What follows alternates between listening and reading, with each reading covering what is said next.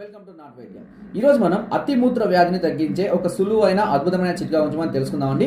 అతిమూత్ర వ్యాధి చాలా మంది బాధపడుతున్నారండి. దీనికి కావాల్సిన కామంచి చెట్టు చాలా మందికి తెలియకపోవచ్చు. బట్ గూగుల్లో సెర్చ్ చేయండి, మనం రెగ్యులర్గా చూస్తూనే ఉంటాము.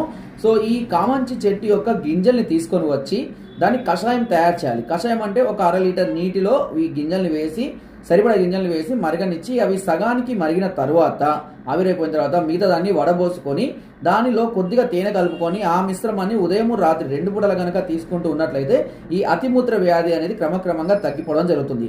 అంతేకాకుండా కామంచి ఆకుల రసాన్ని కనుక తీసుకుంటూ ఉన్నట్లయితే పచ్చ కామెర్లు అంటే జాండీస్ లాంటి మొండి వ్యాధులు కూడా క్రమక్రమంగా అదుపులోకి వస్తాయి. అదేవిధంగా ఉబ్బరము లాంటి సమస్యలు కూడా క్రమంగా తగ్గిపోవడం అనేది జరుగుతుంది.